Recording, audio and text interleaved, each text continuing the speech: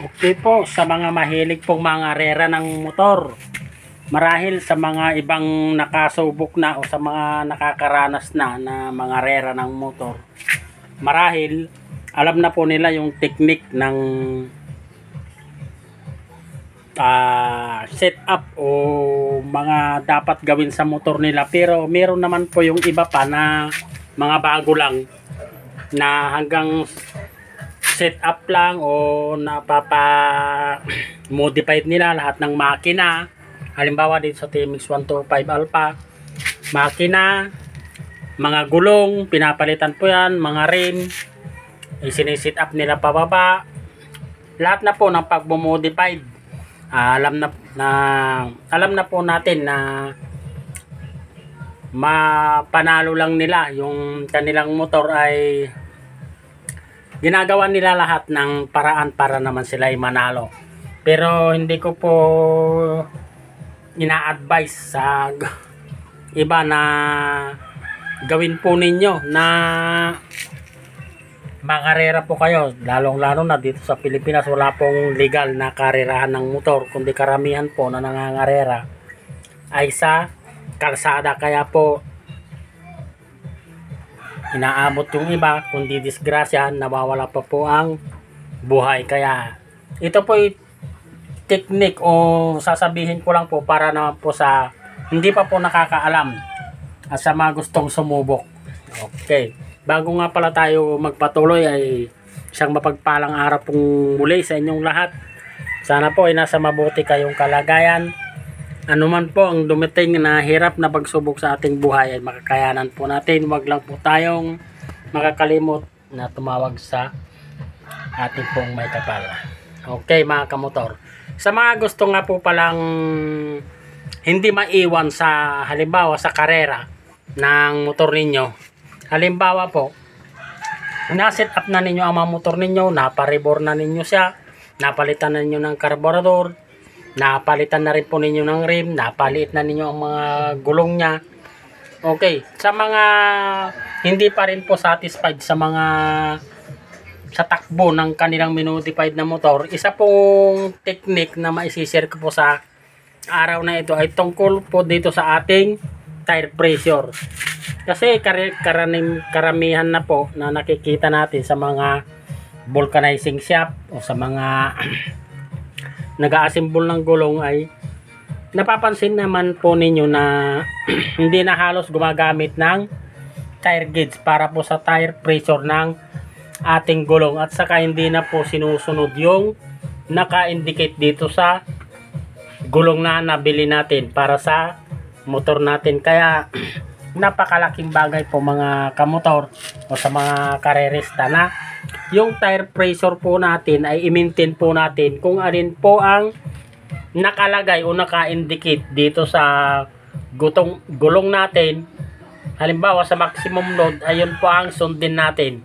Di baling tumigas po siya ng kaunti lang, wag lang po siyang maging malambot. Kasi mga kamotor, napakalaking kaiwanan sa arangkada, lalo na kung medyo malambot ang gulong ninyo. Hirap po ang motor ninyo kahit na po napasit up nyo siya ng husto, mabilis na sa akala nyo, pero yung iba halos parehas kayo ng gawa pero huli pa rin yung motor ninyo. Kaya pansinin nyo mga kamotor, sa bisikleta subukan po ninyong medyo malambot yung gulong ninyo parehas sa likod at harap. Di po baka napakahirap pedalan.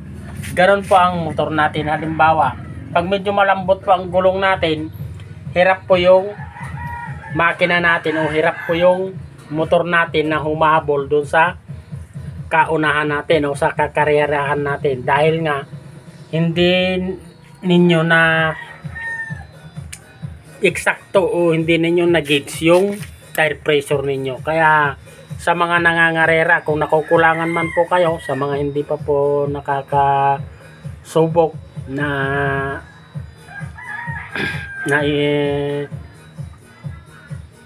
i-maintain yung gulong ninyo, subukan po ninyo, sundin po ninyo yung naka-indicate o nakakuan dito sa nameplate ng gulong ninyo. Sigurado ko po hindi po kayo maiiwan sa arangkada.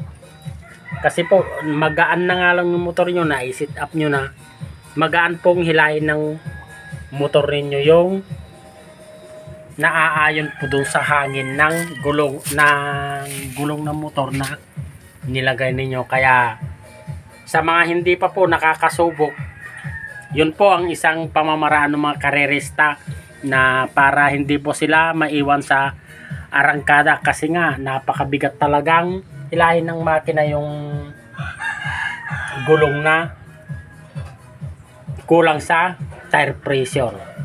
Okay, sa mga sa mga vulcanizing shop na pupuntahan po ninyo, kung maaari, kung magpapahangin po kayo, sundin yung naka-indicate na tire pressure ng gulong para naman, yun nga, sabi ko, hindi po kayo mahuhuli sa arangkada o sa karera. Sigurado ko po, mananalo po kayo. Basta sa mga nangangarera, iba yung pag-iingat lang po. At sana wag kayong mahuli ng pulis sa kalsada para naman iwas gastos po kayo. At saka wag na po ninyo sanang subukin, kasi nga po napaka-delikado po ang pangangarera, lalo na po sa kalsada. Ginawa ko lang po ang vlog na ito para naman kahit na po sa pang-service po ninyo, lalo na kung may angkas kayo, i-maintain lang po ninyo yung tire pressure. Inuulit ko para po hindi hirap yung makina ninyo. Okay,